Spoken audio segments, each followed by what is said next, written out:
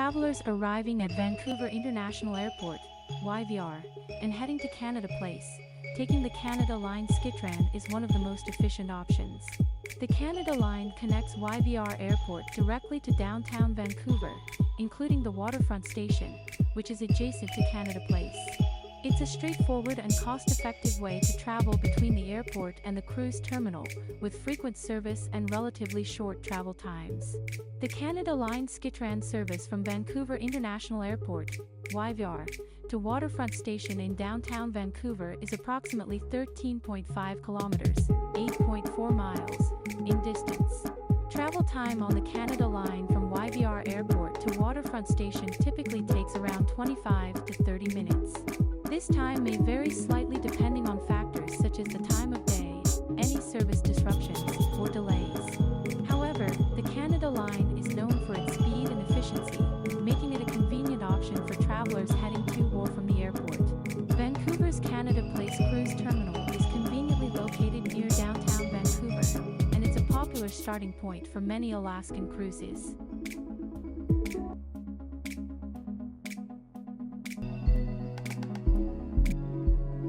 After arriving at Waterfront Station via the Canada Line SkyTran, travelers can easily walk to the nearby Pan Pacific Hotel within a few minutes. The Pan Pacific Hotel is located adjacent to Canada Place, making it a convenient choice for cruise passengers. For cruise travelers with luggage who need to drop off their bags before boarding their ship, Canada Place offers a luggage collection service. The luggage collection center is typically located within the cruise terminal or nearby, allowing passengers to drop off their luggage before checking in for their cruise. This service allows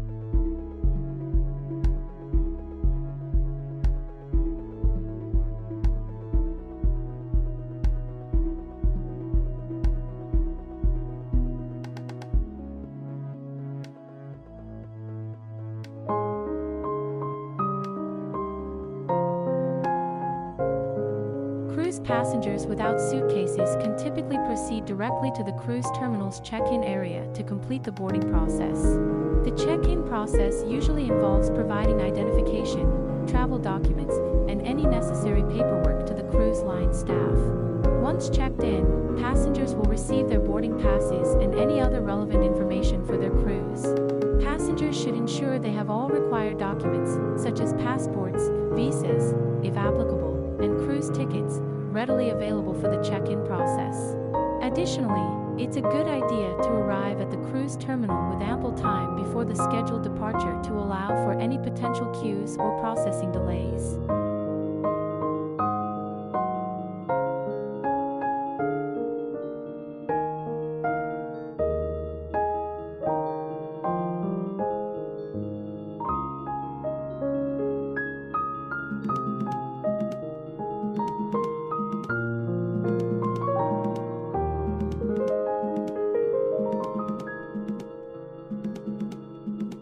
After completing the check-in process, passengers typically proceed to board the ship.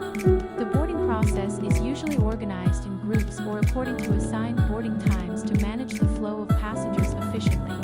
Once on board, passengers can then make their way to their assigned cabins. Cabin assignments are usually provided during the check-in process, either on the boarding pass or via other means of communication from the cruise line.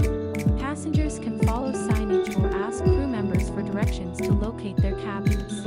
Once passengers find their cabins, they can settle in, unpack their belongings, and start enjoying their cruise experience. The ship's crew members are usually available to assist passengers with any questions or concerns they may have during the boarding process.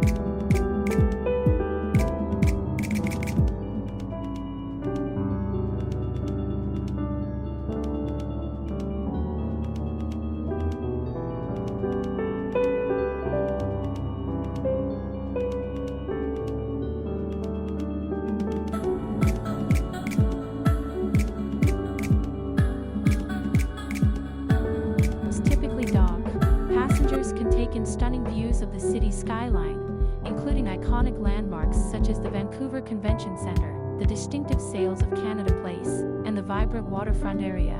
Additionally, the North Shore Mountains provide a breathtaking backdrop to the cityscape.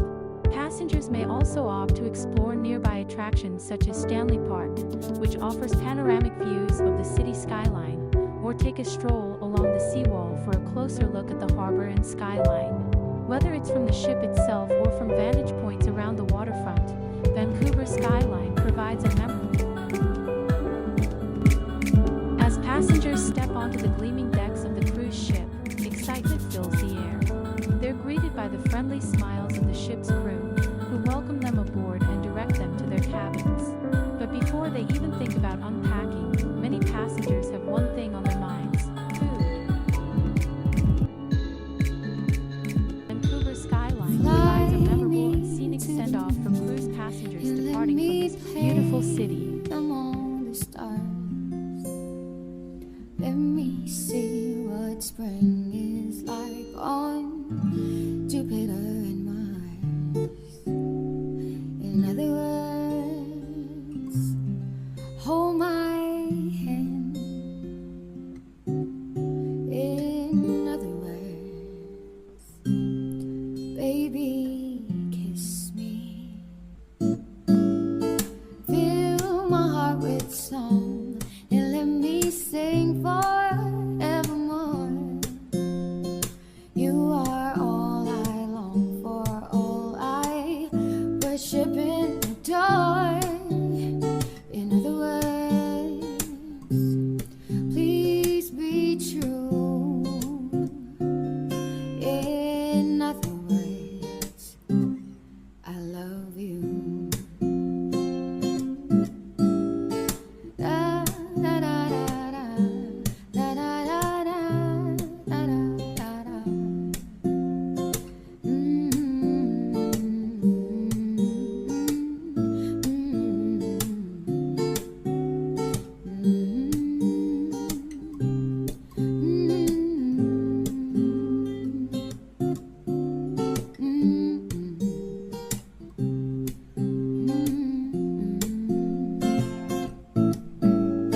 Fill my heart with song. Traveling from Victoria to Vancouver via ferry and bus offers a convenient and scenic way to explore the beautiful coastal landscapes of British Columbia.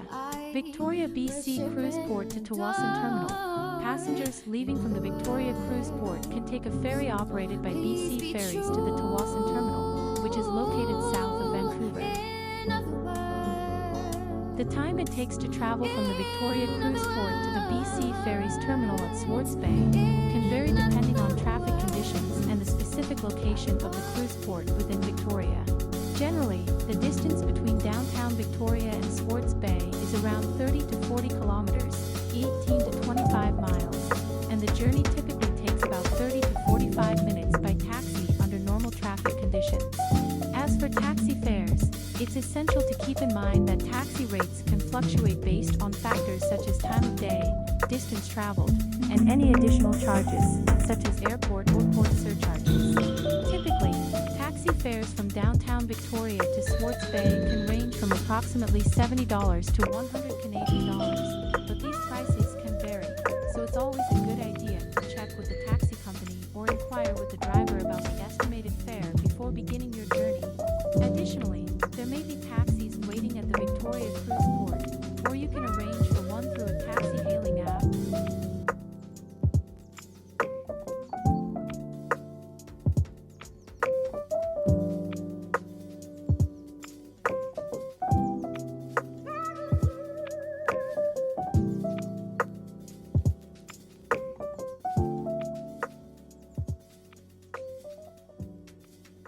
Two ferries are chatting at the dock. One says to the other, "Hey, do you believe in love at first sight?" The other ferry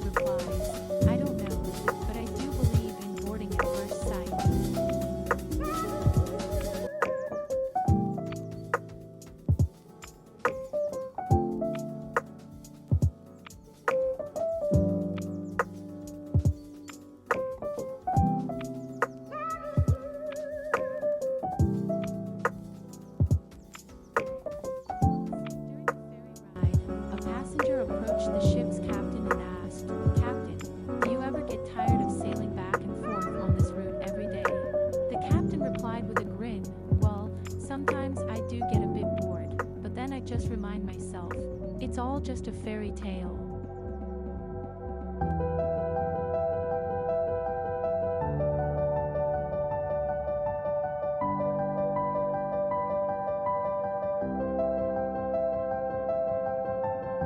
The ferry ride offers scenic views of the Strait of Georgia and the Gulf Islands along the way.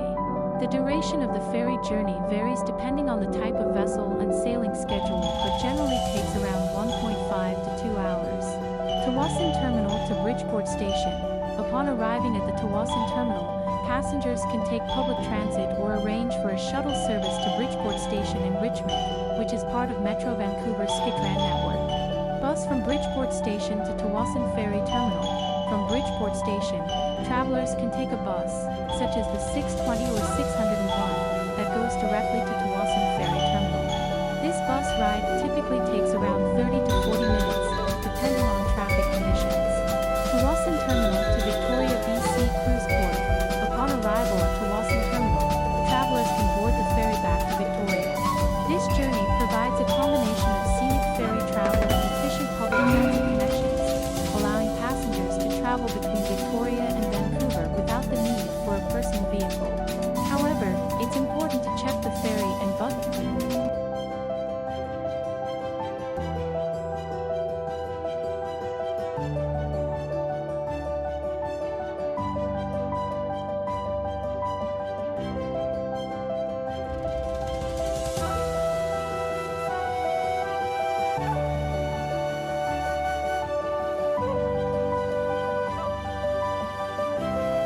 Thank you for watching. Please subscribe, ring the bell, and like.